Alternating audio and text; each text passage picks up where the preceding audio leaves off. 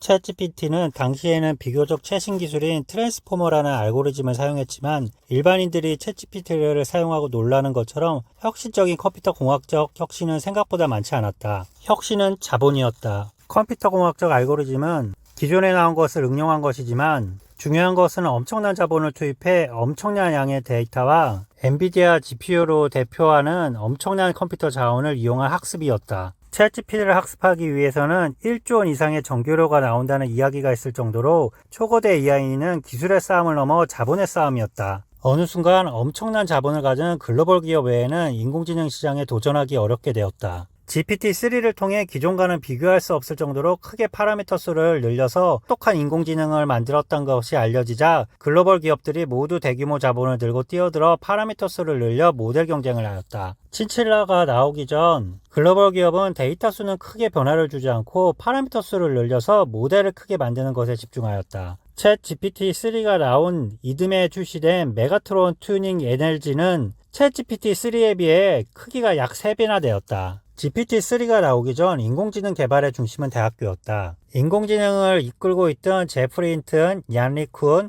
앤드류 잉이 각각 토론토 대학, 뉴욕 대학교, 스탠포드 대학교 교수였던 것을 알 수 있듯이 그동안 인공지능을 이끌던 곳은 주로 대학교였다. 인공지능이 모두 복잡한 수학적 계산을 기본으로 하고 있기에 대학에서 앞장서서 인공지능을 이끌었던 것은 당연한 결과이기도 했다. 하지만 초거대 AI부터는 인공지능의 중심이 글로벌 기업으로 빠르게 이동한다. 돈이 혁신이기 때문이었다. 대학교는 초거대 AI를 연구할 수 있는 방법이 없어 난감했다. 이때 때마침 메타는 남아 모델을 24년 2월 오픈소스로 공개했다. 이를 바탕으로 많은 업체들과 대학들이 다양한 새로운 모델을 만들었다. 대표적으로는 스탠포드 대학에서 라마를 파인튜닝해서 경량한 인공지능 모델인 알파카를 개발했다. 참고로 라마와 알파카는 모두 남아메리카의 낙타과 동물로 비슷하게 생긴 동물이다. 라마는 짐을 운반하기 위해 기르는 가축이며 알파카는 식용과 털을 위해 키우는 동물이다. GPT-3 출시 이후 파라미터 수만 가지고 경쟁하던 인공지능 업체들이 이것이 답이 아닐 수 있다는 것을 알게 된 것은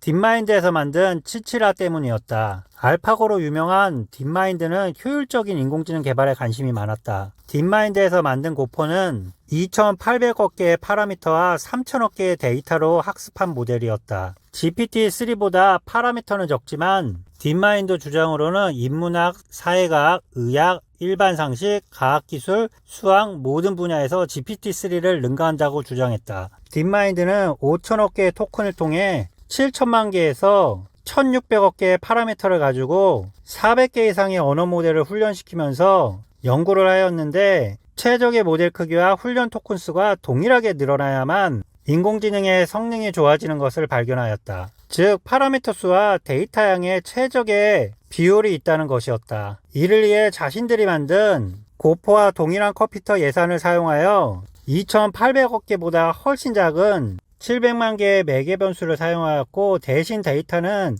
4배 많이 사용해 학습하는 친치라를 만들어서 테스트해 보았다. 이를 통해 그동안 여러 업체들이 개발한 초거대 언어 모델이 실제로는 충분히 훈련되지 않았다는 것을 발견했으며 모델 크기와 훈련 토큰 수를 조정하여 컴퓨팅 최적화 훈련을 달성하면 성능을 크게 향상시킬 수 있다는 해결책을 제시했다. 그들은 연구 결과를 트레이닝 컴퓨터 옵티멀 라지 랭귀지 모델스라는 논문을 통해 공개했고 국내에선 잘 알려지지 않았지만 인공지능 분야에서 매우 중요한 논문 중 하나가 되었다. 이 논문은 이러한 해결책을 검증하기 위해 다양한 언어 모델과 다양한 다운스트림 태스크에서 실험을 수행하였으며 이를 통해 트랜스포머 언어 모델의 최적 크기와 훈련 토크수를 결정하는 데 도움이 되는 지침을 제공한다. 이 논문에서 딥마인드는 대형 모델의 성능과 모델 크기의 훈련 토큰수의 관계는 복잡하며 일반적으로 모델 크기와 훈련 토큰수가 증가할수록 모델의 성능은 향상되지만 대규모 모델의 최적의 계산을 위해 흔히 인공지능 학습에서 하는 것처럼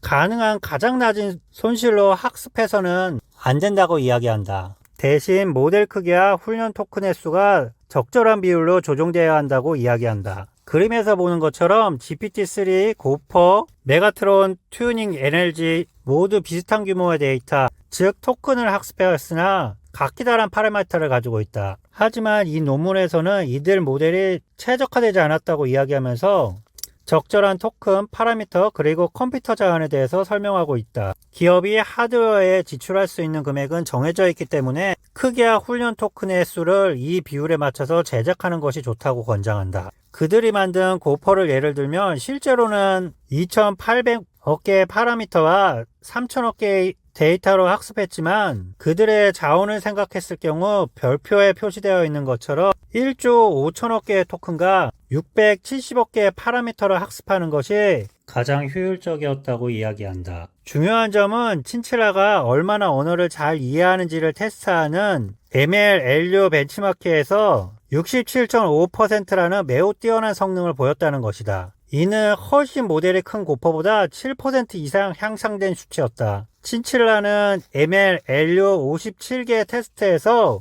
4개를 제외하고는 고퍼보다 모두 더 뛰어난 성능을 보였다. 파라미터의 크기보다 고품질의 더 많은 데이터 세트가 인공지능 학습에서 핵심적인 역할을 한다는 것을 발견했다. 친칠라는 고퍼의 비교뿐만 아니라 광범위한 다운스트림 평가 작업에서 GPT-3, 주라식1 및 메가트론 튜닝 NLG보다 균일하고 훨씬 뛰어난 성능을 발휘했다. 아쉬운 점은 친칠라는 아직 일반인이 사용할 수 없다. 딥마인드 측에서 공개 예정이라고 이야기하고 있지만 정확한 시기는 이야기하지 못하고 있으며 챗봇, 인공지능 비서, 예측 등의 업무를 할 수 있을 것이라고 이야기하고 있다.